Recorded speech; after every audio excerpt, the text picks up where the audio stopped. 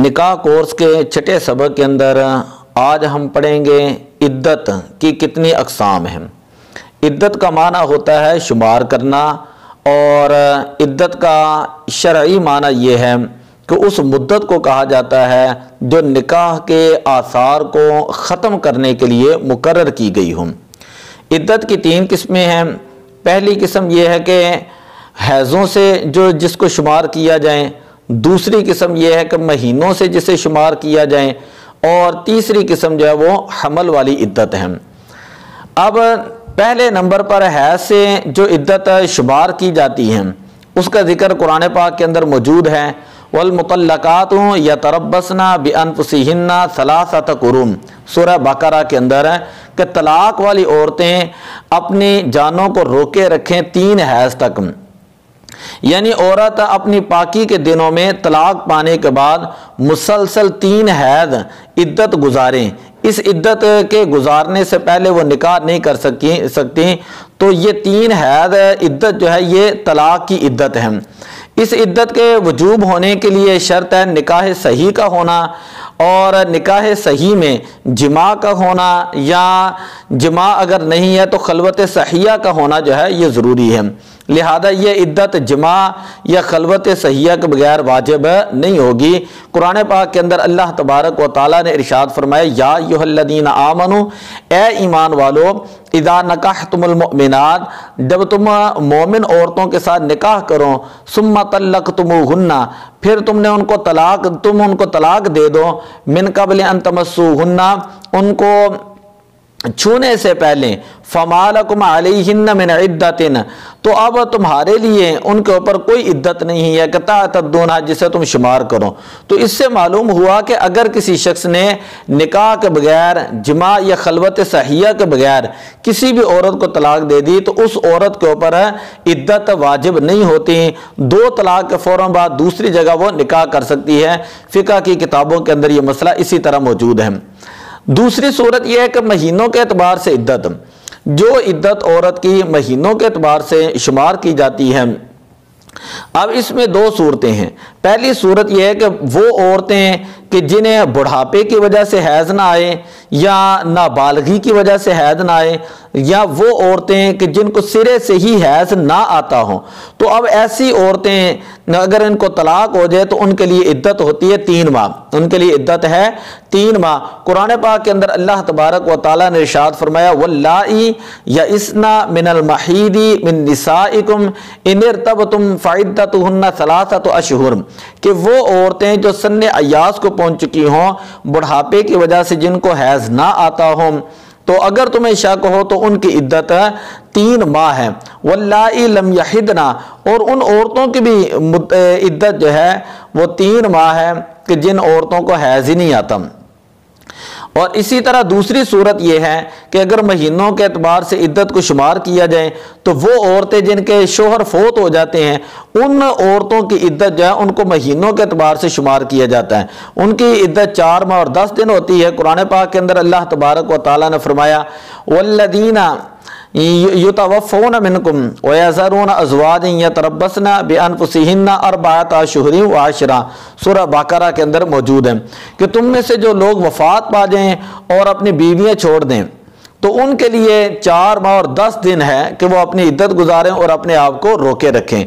اب سوال یہ پیدا ہوتا ہے کہ عورت عدت کیوں گزارتی ہے، یہ عورت کے اوپر عدت کی مدت گزارنا کیوں ضروری ہے؟ تو بے شمار علماء نے اس کی وجوہات لکھی ہیں، ان میں سے ایک وجہ سادہ سی یہ ہے کہ نکاح جو ہے یہ اللہ تبارک و تعالیٰ کی طرف سے ایک بہت بڑی نعمت ہے کہ جو شوہر ہوتا ہے وہ اپنی بیوی کے لیے اس کی عزت کا محافظ ہوتا ہے،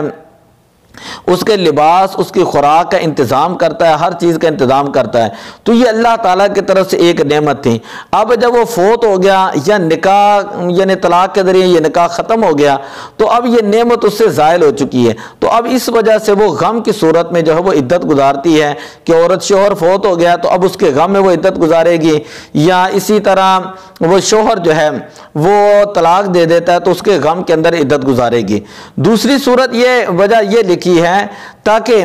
یہ پتہ چل جائے کہ یہ عورت جو ہے یہ اتنی عدت گزار رہی ہے، اب یہ نئے طریقے سے پاکی حاصل کر کے جو ہے وہ اگلے شوہر کے پاس جائے۔ بے شمار وجوہات ہیں۔ آگے یہ ہے تیسری قسم کہ عدت کی تیسری قسم ہے حمل کی حالت میں عدت۔ حمل کی جو ہے عدت وہ کتنی ہوتی ہے؟ اگر حاملہ عورت کو طلاق ہو جائے تو قرآن پاک کے اندر موجود ہے کہ ان کی عدت وضع حمل ہوتی ہے۔ قرآن پاک کے اندر اللہ تبارک و تعالیٰ نے ارشاد فرمایا وَأُولَاتُ الْأَحْمَالِ أَجَلُهُنَّ أَن يَضَعْنَ حَمْلَهُنَّ، کہ اور حمل والیوں کی میعاد یہ ہے کہ وہ اپنا حمل جان لیں، یعنی ان کی عدت جو ہے وہ وضع حمل ہوتی ہے۔ اب سوال یہ پیدا ہوتا ہے کہ یہ جو عورتیں حاملہ ہوتی ہیں ان کی عدت وضع حمل کیوں ہے؟ یہ وضع حمل چاہے دوسرے دن ہی بچہ پیدا ہو جائے، 5 ماہ بعد پیدا ہو جائے، 8 ماہ بعد پیدا ہو، جب بھی بچہ پیدا ہوگا تو ان کی عدت ختم ہو جائے گی۔ تو یہ عدت ان کی وضع حمل کیوں لکھی گئی؟ تو علماء کہتے ہیں اس کی وجہ یہ ہے کہ عدت کا وجود اس لیے ہے کہ دوسرا شوہر بیوہ سے نکاح کر کے دوسرے کی کھیتی کو اپنے نطفے سے سیراب نہ کرے، کہ دوسرے کی کھیتی کو اپنے نطفے سے سیراب نہ کریں۔ تو اس کے وجوب کی شرط یہ ہے کہ حمل نکاح سے ہو، خواہ نکاح صحیح ہو یا فاسد ہو، کیونکہ نکاح فاسد میں بھی وطی بھی موجب عدت ہوتی ہے۔ زنا سے حاملہ عورت پر عدت واجب نہیں ہوگی کیونکہ زنا موجب عدت نہیں ہوتا، البتہ زنا سے حاملہ ہونے کی صورت میں اس عورت سے کسی شخص نے اگر نکاح کر لیا ہے تو امام اعظم ابو حنیفہ رحمۃ اللہ علیہ اور امام محمد رحمۃ اللہ تعالی علیہ ان کے نزدیک تو یہ جائز ہے، لیکن شوہر کے لیے وضع حمل تک اس سے وطی کرنا جائز نہیں ہے تاکہ وہ دوسرے کی کھیتی کو اپنے نطفے سے سراب نہ کریں۔ بدائع صنائع کے اندر یہ مسئلہ موجود ہے۔ اور اگر حمل زنا کا تھا تو زانیہ نے کسی کے ساتھ نکاح کر لیا، شوہر فوت ہو گیا، یہ وطی کے بعد طلاق دی تو بھی عدت وضع حمل ہی ہوگی۔ یہ بہاری شریعت کے اندر بھی مسئلہ موجود ہے۔ اب سوال یہ ہے کہ مستحاضہ کی عدت کتنی ہے؟ مستحاضہ اسے کہا جاتا ہے کہ جسے حیض کی جو ہے وہ مسلسل حیض آتے ہوں، اس کی بیماری ہو، تو اگر اس کو طلاق ہو جائیں تو اس کے متعلقہ ہونے کی صورت میں اس کی عدت بھی 3 ماہ بنتی ہے، اس کی عدت بھی مستحاضہ کی عدت ہے وہ بھی 3 ماہ ہی بنتی ہے۔ اب آخری بات یہ ہے کہ یہ جو عورت ہے جس کی جو عدت گزار رہی ہے، خواہ اس کا خاوند فوت ہو گیا، خواہ اس نے اس کو طلاق دے دی، دونوں صورتوں میں تو وہ جو عدت گزار رہی ہے یہ عدت کا وجوب اس کا وقت کب سٹارٹ ہوگا؟ تو علماء نے کہا ہے کہ جس وقت اس عورت کو خبر ملی کہ تمہارا شوہر فوت ہو گیا تو اسی وقت سے اس کی عدت شروع ہو جائے گی۔ یا اس عورت کو یہ خبر ملی کہ تمہارے شوہر نے تمہیں طلاق دے دی ہے تو وہ اسی وقت اسی دن سے جو ہے وہ عدت کو اپنا شمار کرنا شروع کر دے گی جس دن اس کو جو ہے وہ طلاق کی یا وفات کی خبر ملتی ہے۔ تو اسی طرح یہ جو ہے ہم مسائل بیان کر رہے ہیں، خاص کر وہ لوگ کہ جو مساجد کے اندر علماء ہیں یا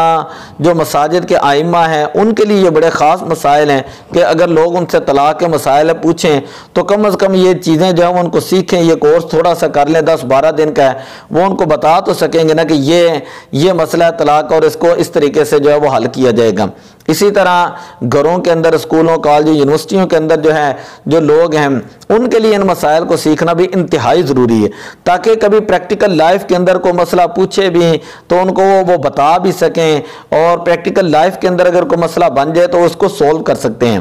تو بجائے اس کے کہ انسان غلط طریقے کے ساتھ شرعی مسائل پر عمل کرے یا جاہل جو علماء، جاہل جو ہیں جو مولوی حضرات ہیں ان سے وہ بندہ جو ہے وہ مسئلہ پوچھتا رہے، علماء کی تو کیا ہی شان ہے، اللہ تعالیٰ ان کو برکت عطا فرمائے۔ تو دعا ہے کہ اللہ تعالیٰ ہمیں شرعی مسائل کو سیکھنے کی توفیق عطا فرمائے۔ الصلاۃ والسلام علیک یا رسول اللہ وعلی آلک و اصحابک یا